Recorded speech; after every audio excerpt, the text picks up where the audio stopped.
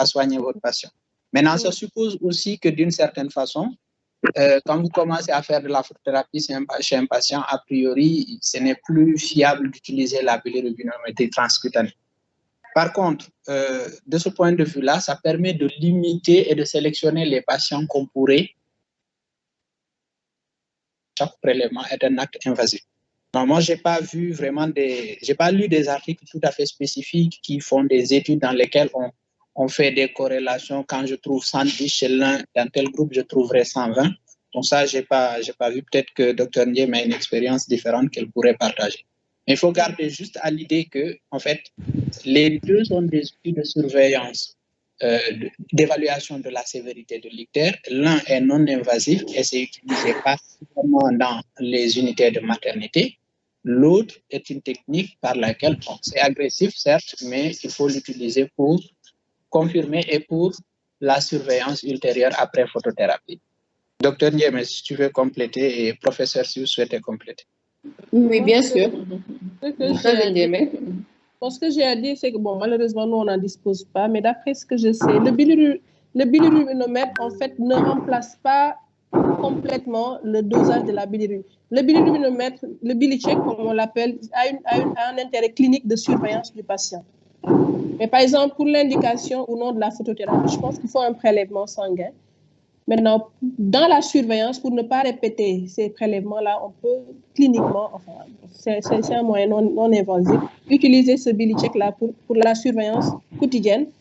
Mais pour les indications, je pense que ça ne remplace pas vraiment le dosage de la bilirubinémie. Et comme l'a dit Dr Diallo, ça évite en fait les prélèvements itératifs avec tous les risques que ça constitue. Mais ça ne remplace pas en fait le dosage de la bilirubinémie. C'est exactement ça. Hein. Je n'ai pas grand-chose à ajouter. En fait, c'est un bon moyen de faire une prise en charge très rapide, démarrer une photothérapie sans perdre de temps et tout. C'est également un bon moyen pour éviter les prélèvements itératifs, même quand quand il y a eu, par exemple, un prélèvement auparavant. Mais ça ne dédouane pas d'essayer de corréler quand même les chiffres réels de la bilirubine dans le sang. Voilà, de confirmer cela. Mais c'est un bon moyen, au moins, pour démarrer la thérapeutique. Mais j'étais en train de vérifier, mais je n'ai pas de données sur ça. Concernant je vois juste qu'il parle de la précision de la mesure, que vraiment, c'est pour les valeurs supérieures à 65 micromoles par litre qu'on a plus ou moins, voilà, une détection. Mais quand c'est inférieur à certaines valeurs, cliniquement, ça ne le détecte pas.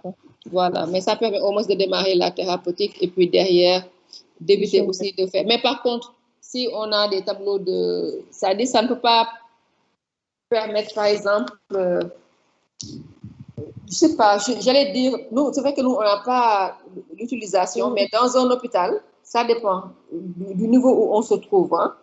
Par exemple, si tu es dans un hôpital de niveau 3, parce que parfois ça peut être médico-légal, hein, juste sur une mesure avec un bilirubinomètre de dire j'arrête la photothérapie et que derrière l'enfant fasse un ictère nucléaire, on ne sait jamais. Donc, ça permet quand même de démarrer, ça permet de moins prélever, mais ça ne dédouane pas de faire un prélèvement sanguin pour confirmer, pour infirmer ou arrêter une thérapeutique.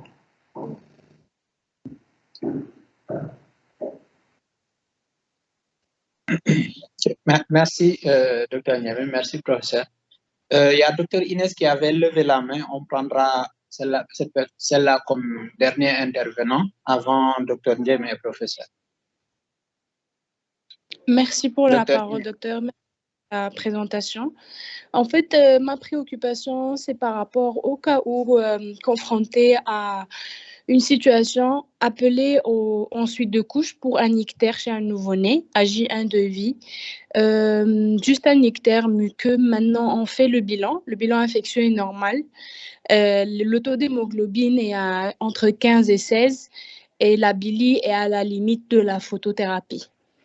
Dans ce cas, qu'est-ce qu'on fait exactement? Il n'y a pas d'incompatibilité dans le résus ABO, le bilan infectieux est normal.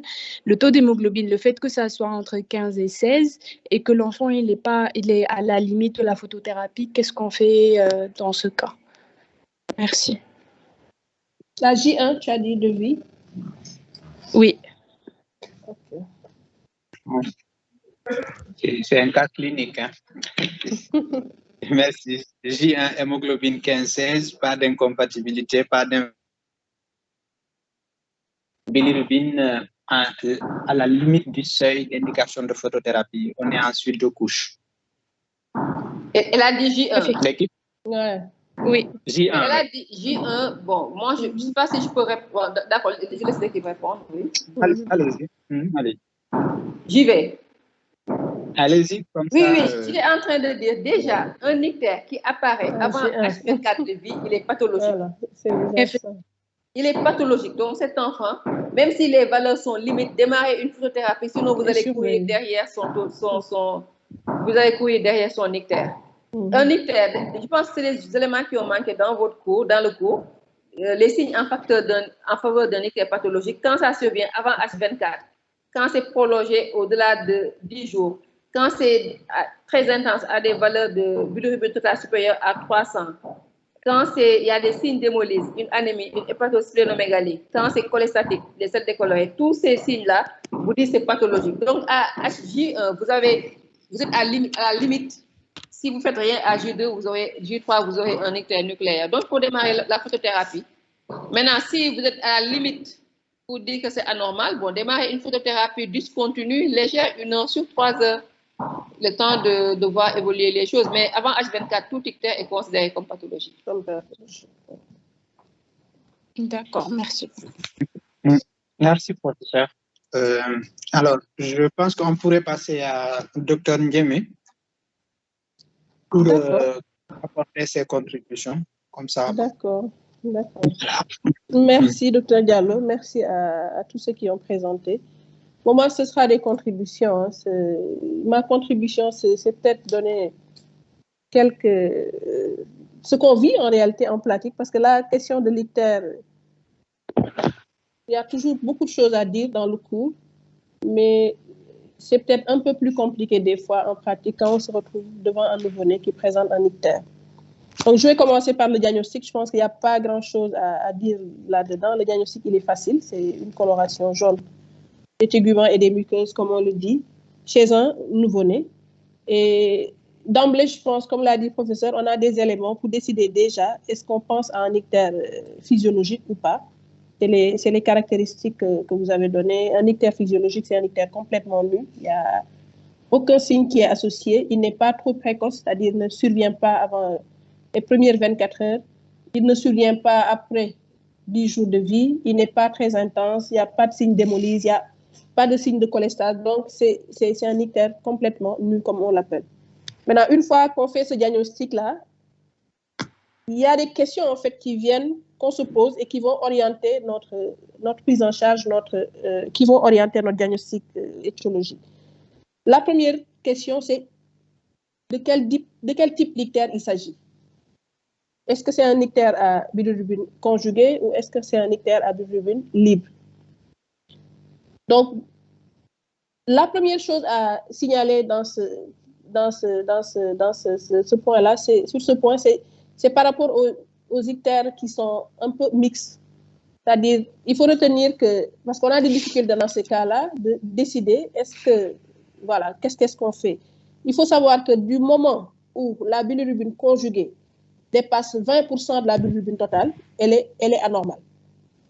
Parce que ce qu'il faut savoir, c'est qu'on sait qu'il y a une hyperhémolyse chez ce nouveau-né, et en même temps, il y a une immaturité de la conjugaison. Donc, l'ictère à bilirubine conjuguée ça prend du temps avant que la prédominance conjuguée ne soit vraiment détectable. Donc, c'est ce que je tenais à dire déjà. Mais quand c'est-à-dire à cette première question, c'est quel type d'ictère? C'est évident, la seule chose, c'est pas que biologiquement, déjà cliniquement, on peut avoir des signes qui nous permettent de penser à un ictère à bilirubine libre ou conjuguée. C'est notamment quand on est devant des signes d'hémolyse, une anémie associée à un ictère, on peut se dire que c'est un ictère probablement à bilirubine conjuguée, à bilirubine libre. De la même façon, quand on a à côté d'un ictère des signes de cholestase, des selles qui sont décolorées,